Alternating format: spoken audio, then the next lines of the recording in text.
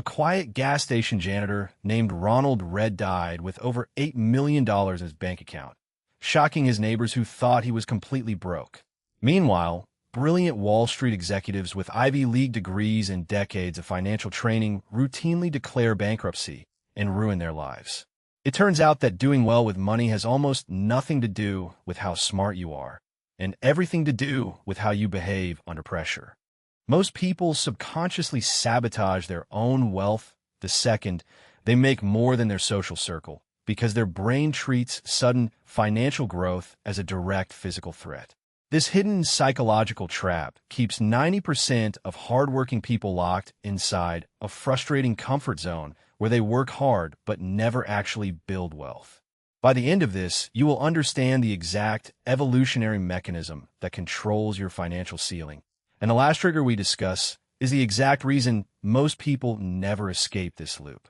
Our ancient ancestors survived by sticking closely to the tribe, meaning that standing out or having too much individual abundance was a major hazard that got you kicked out.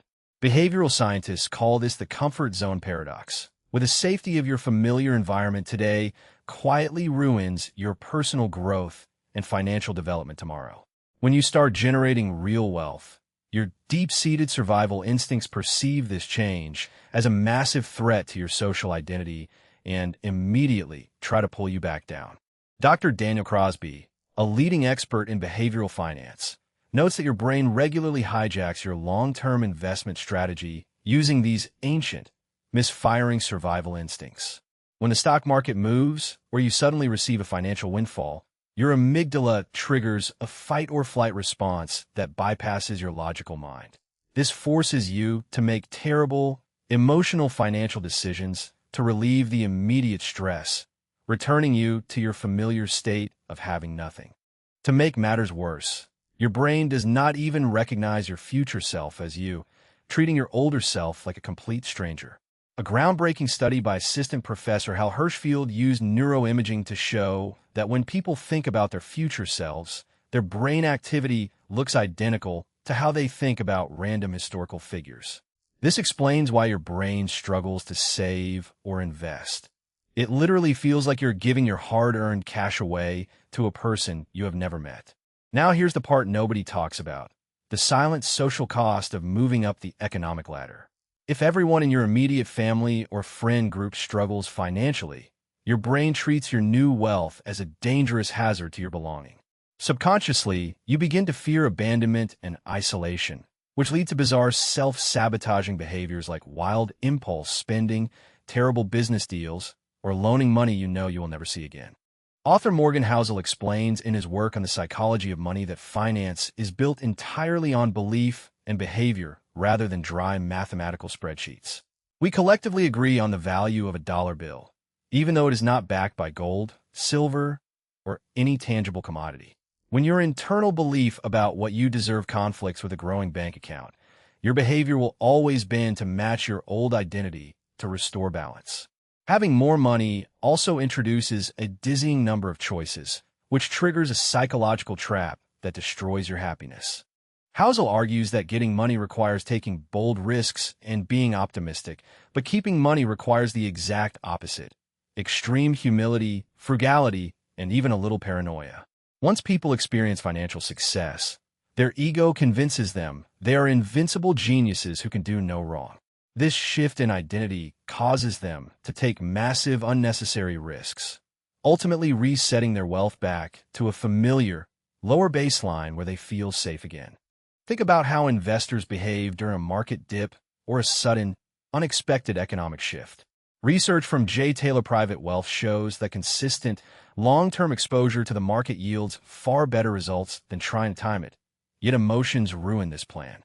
Emotional investors constantly pull their money out at the absolute bottom because their brain demands immediate action to stop the perceived pain of volatility. But this next study broke my brain. Our financial decisions are almost entirely shaped by money trauma experienced during our childhood. If you grew up watching your parents fight about bills or struggle to buy groceries, your brain wired itself to associate money with chaos and stress. As an adult, when your life finally becomes financially calm, your nervous system cannot handle the peace, so it subconsciously creates financial emergencies to match your childhood blueprint. There is also a deep-seated cultural narrative that money corrupts human character and ruins relationships. From childhood, media feeds us stories of greedy villains and miserable wealthy elites, creating a subconscious belief that having money makes you a bad person. To protect your moral identity, your mind will quietly sabotage deals and ignore budgets until you are comfortably broke and good in the eyes of your peers. So how do successful wealth builders survive their own biological programming? Some of the wealthiest people barbell their financial lives. They are aggressive risk-takers with one portion of their money, but terrified, defensive turtles with the rest. By keeping a massive chunk of cash completely safe and liquid, they satisfy their brain's need for security while allowing their other assets to grow over decades. To break through your upper limit, you must update your wealth identity before your bank account changes. This means realizing that having options is the ultimate form of wealth, far more valuable than showing off luxury items to impress strangers.